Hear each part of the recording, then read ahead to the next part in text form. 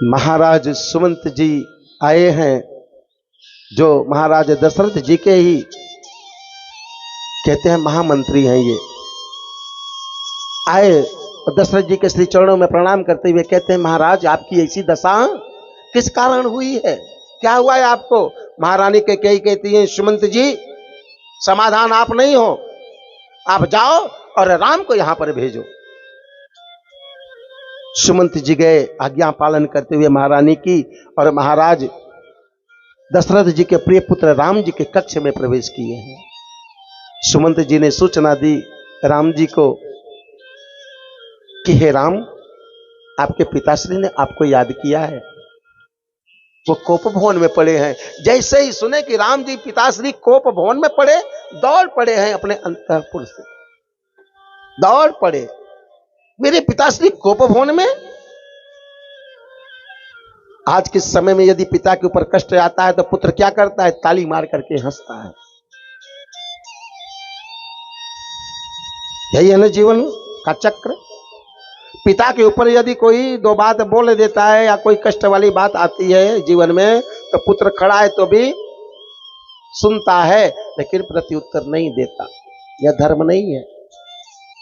पिता असहाय है, बल नहीं है, शक्ति नहीं है, तो कोई दूसरा वाला आकर के पिता का अपमान कर रहा है तो पुत्र क्या कहता है? सामने खड़ा रहता है तो अच्छा किए, ये इसी के पात्र हो आप। सत्य है ना? यही हो रहा है,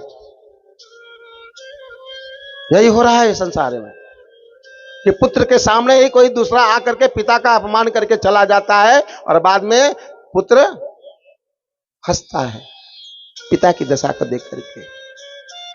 कितना बड़ा दुर्भाग्य है। लेकिन ये राम जी क्या है?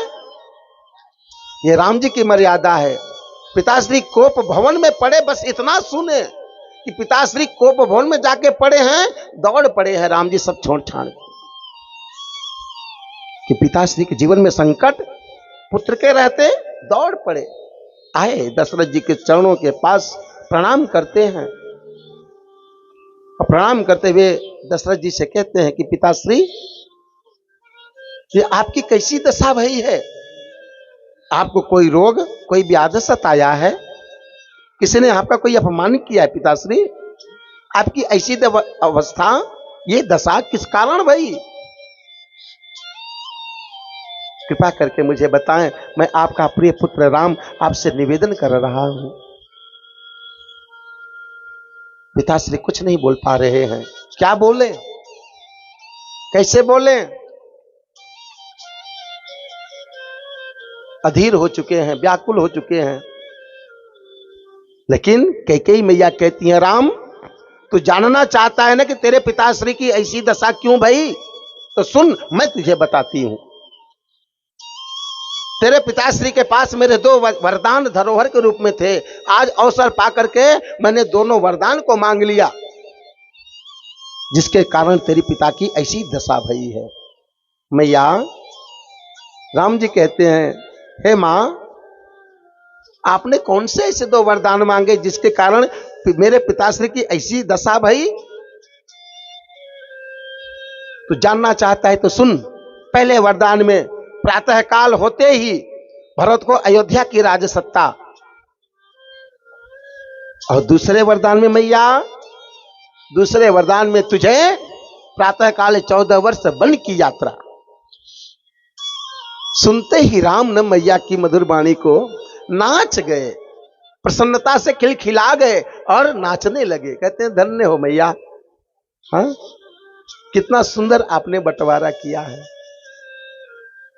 बंटवारा अगर दोनों भाई के बीच में हो तो आपके जैसा होना चाहिए।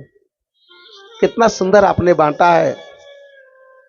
मां, सुनते ही राम जी इतने प्रसन्न भये, इतने आनंद में भये कि राम जी के खुशी का ठिकाना न रहा। ये वो राम है जिसको 14 वर्ष बन जाने के लिए प्रसन्नता हो रही है। और एक हमारे आपके पुत्र हैं। यदि संपत्ति है और दो पुत्र हैं और दोनों को यदि बराबर भाग में न दिया गया तो पता चला कि दोनों तो आपस में लड़ मरेंगे ही। मैया को भी शायद हो सकता है कि जीवित न छोड़े। हाँ? ये आज का समय है कि थोड़ा सा भी यदि बड़ा पुत्र है जो जीवन में पहले उतर करके आया, यदि उसको थोड़ा सा भी अगर ज्यादा मिल रहा है ना, तो छोटे वाले को संतोष नहीं कि बराबर का भाग क्यों नहीं। अरे बराबर तो तुम तो छोटे हो बड़े भाई से, तो बराबर का हिस्से कैसे तुम्हारे जीवन में आ सकता है। देखिए बराबर का भाग लेता है छोटा वाला। और बड़े का भी धर्म है क्या कि मेरा छोटा भाई है, चलो मुझे ही थोड़ा मिले लेकिन छोटे को ज्यादा मिल जाए, इसमें मेरी ही कीर्ति है, मेरी ही महिमा है। दोनों को एक जैसा सामंजस्य जीवन में होना चाहिए, तो कभी भी कुटिलता जीवन में नहीं उतरेगी। दोनों भाई आपस में जब लड़ते हैं, और आपस में लड़ते लड़ते जब दोनों भाइयों के बदन से, शरीर से जब रक्त बहने लगता है ना, तो दूर बैठी वो मां देखती है और तरस खाती है कि ये तो है तो दोनों मेरे ही खून, और आज ऐसी दशा कि दोनों लड़ रहे हैं। पीड़ा उस मां को होती है, दोनों भाइयों की नहीं होती कि मुझे लग गया तो मुझे चोट लग गई। आपस में थोड़े थोड़े से इंच इंच की जमीन के लिए, थोड़ी थोड़ी सी संपत्ति के लिए आपस में एक दूसरे को मार डालना चाहते हैं। और बैठी दूर वो मां जिसके दोनों पुत्र हैं, उसको भला जीवन में कैसे संतोष होगा कि है तो ये मेरे दोनों ही पुत्र। लेकिन पीड़ा किसको होती है? उन दोनों पुत्रों को नहीं, उस मां को होती है जो बैठी हुई है सामने। इस मर्यादा को समझना चाहिए जीवन में हमेशा। थोड़े थोड़े से टुकड़े के लिए आपस में लड़ मरते हैं। कोई साथ में नहीं लेके जाएगा, सब यहीं छूटेगा, ये हम भी जानते हैं, सब जानते हैं। यदि बड़े को थोड़ा ज्यादा मिल रहा है तो क्या होता है, कोई बात नहीं। यदि छोटे को भी मिल रहा है ज्यादा, बड़े को कोई बात नहीं। आपस में सामंजस्य होना चाहिए, क्योंकि जीवन में हम मान लेना कि जो आज मेरी संपत्ति है वो आने वाले समय मेरी नहीं रहेगी। इस सत्य को पहचान लेना चाहिए, और जो इस सत्य को पहचान लिया वो आपस में कभी तकरार नहीं करेगा। जानते हैं भाई क्या होता है? भाई दाहिना हाथ होता है। और जिसके परिवार में सामंजस्य है, एकता है, सरलता है, भाव है, उसके परिवार में किसी भी प्रकार की कोई कमी नहीं हो सकती, कमी नहीं हो सकती। लेकिन जो भाई आपस में बिखर जाते हैं ना, तो बाहर वाले भी आकर के उसका लाभ उठा करके चले जाते हैं। सामंजस्य होना चाहिए जीवन में। राम जी सुने कि मुझे 14 वर्ष वन की यात्रा में जाना है, उछल के खुशी से नाच गए। कहते हैं जय हो मैया, कितना सुंदर आपने बंटवारा किया। कैसा बंटवारा? छोटे भाई के लिए छोटी सी अयोध्या की राजसत्ता। भरत छोटा भाई है ना मैया, तो भरत के लिए छोटी सी अयोध्या की राजसत्ता, और राम बड़ा है ना, तो राम के लिए विराट विशाल वन मिल गया है। और ये मैया तूने मुझे प्रदान किया है, तुमसे जैसा बढ़िया सुंदर अच्छा बंटवारा करने वाला संसार में कौन हो सकता है। बड़ा राम है तो राम को वन का राजा बना दिया, और छोटा भाई भरत है तो उसको छोटी अयोध्या का राजा बनाया आपने। और आपने तो मुझे बड़ा विशाल वन का राजा बनाया कि मुझे वन में जाना है। नाच गए राम जी। कहते हैं मां जानती हो हे मैया, जीवन में कि सुन जननी सोई सुत बड़ भागी, जो पितु मातु बचन अनुरागी। सुन जननी, सुन जननी सोई सुत बड़ भागी। हे जननी, हे मां, सुत अर्थात पुत्र वह जीवन में सबसे बड़ा भाग्यशाली होता है मैया। कौन? जो माता और पिता के वचन का पालन करने वाला होता है। सुन जननी सोई सुत बड़ भागी। बड़ा भाग्यशाली वह पुत्र होता है जो माता पिता के वचन का पालन करने वाला होता है। वह जीवन में पुत्र बहुत बड़ा भाग्यशाली होता है मैया। कहते हैं कि मां तनया मातु पितु तो सनिहारा दुर्लभ जननी जगत संसारा। हरे भरत प्राण प्रिय, भरत प्राण प्रिय, पावहि राजू विधि सब विधि मोहि सन्मुख आजू। भरत प्राण प्रिय। मां, जीवन में वह पुत्र सबसे बड़ा भाग्यशाली पुत्र होता है जो माता पिता के वचन का पालन करने वाला होता है। तनय मातु पितु तोष निहारा। तनय अर्थात कहते हैं पुत्र को।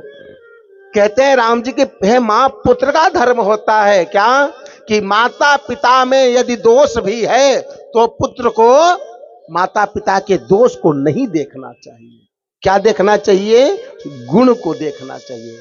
और जीवन में गुण को देख करके मां व्यवहार पुत्र को करना चाहिए।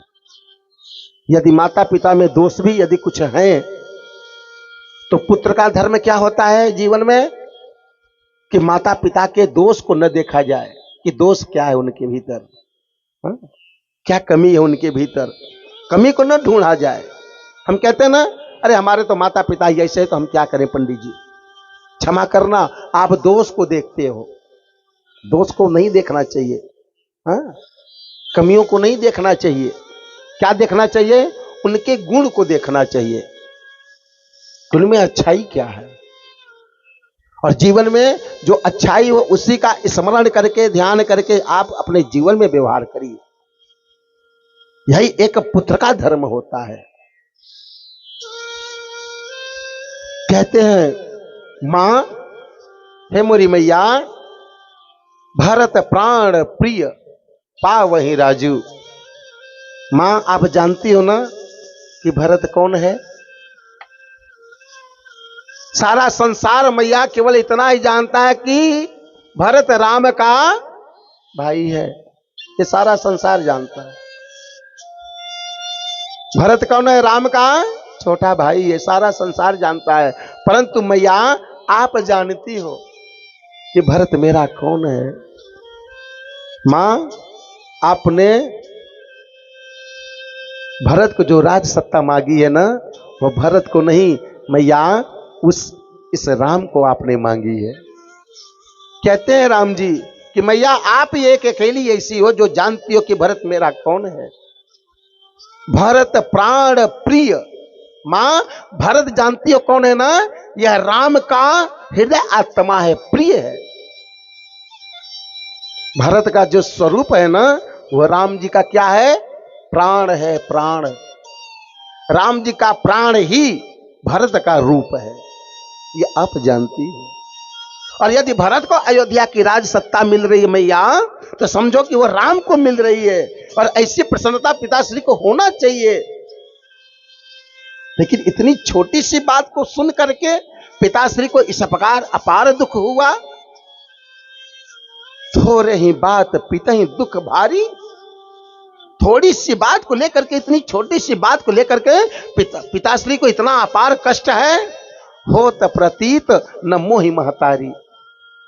हे मोरी मैया, मुझे विश्वास नहीं हो रहा कि पिताश्री को इस प्रकार छोटी सी बात को लेकर के और इतना उनको कष्ट पहुंचेगा।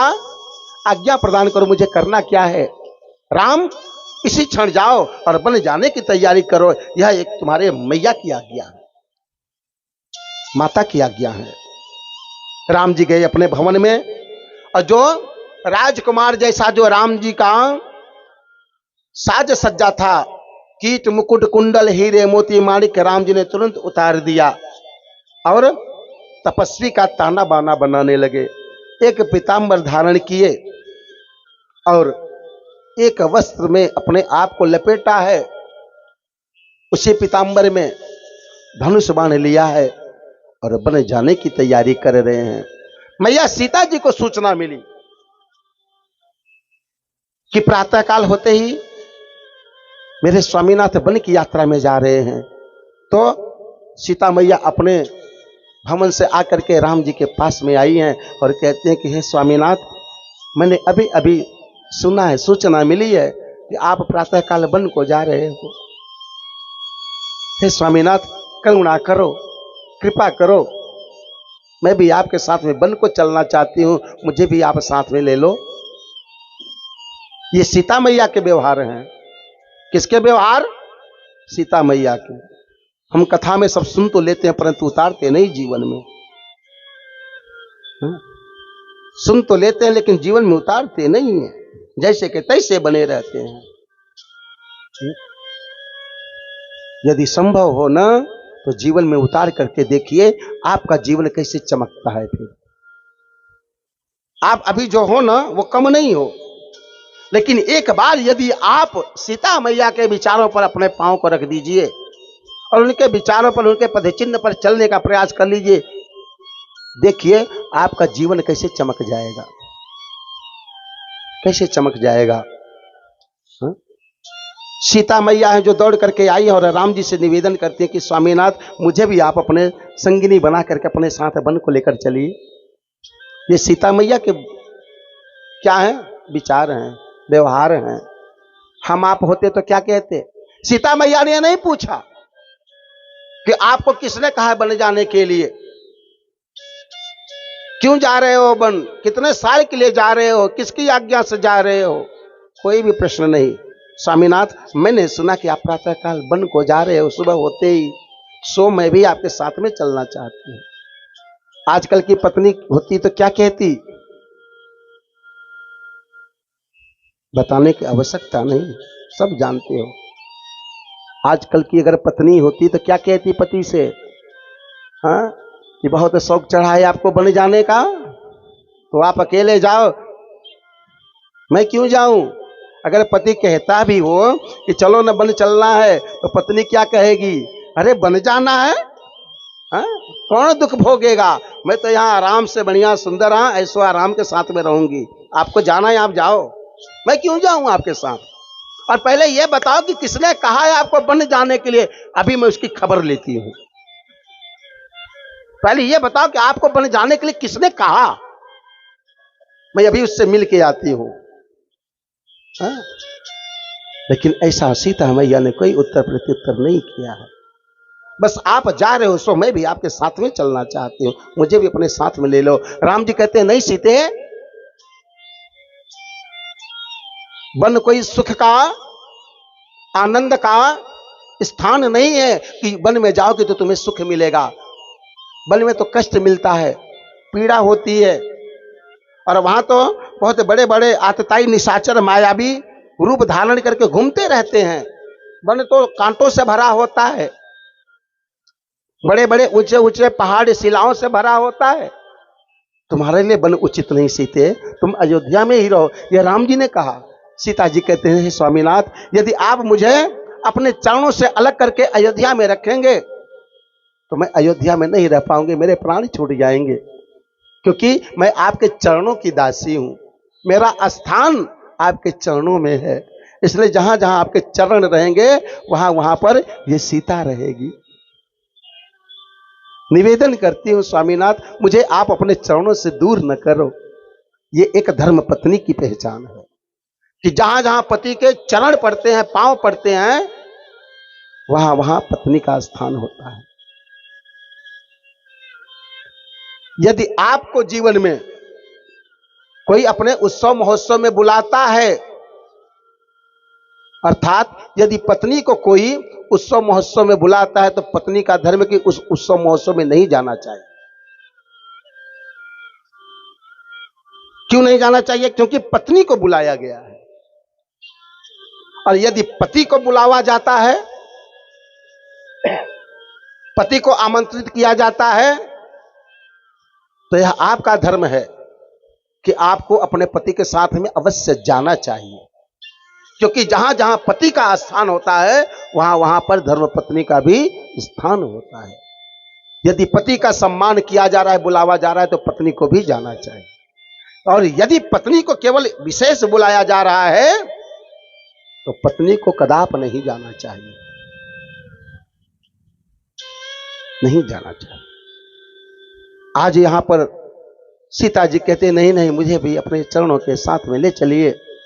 कहती हैं राम जी की ठीक है सीते, यदि तुम वन को चलना चाहती हो तो राजसी वेश का परिधान त्याग करके और तपस्विनी की भांति वन में चलना है। जो आज्ञा हो स्वामीनाथ। गई भीतर अंतपुर में अपने, और क्या किया उन्होंने, सीता जी ने सारे राजसी वस्त्र का परिधान का त्याग किया और एक पीतांबर वस्त्र धारण करती है।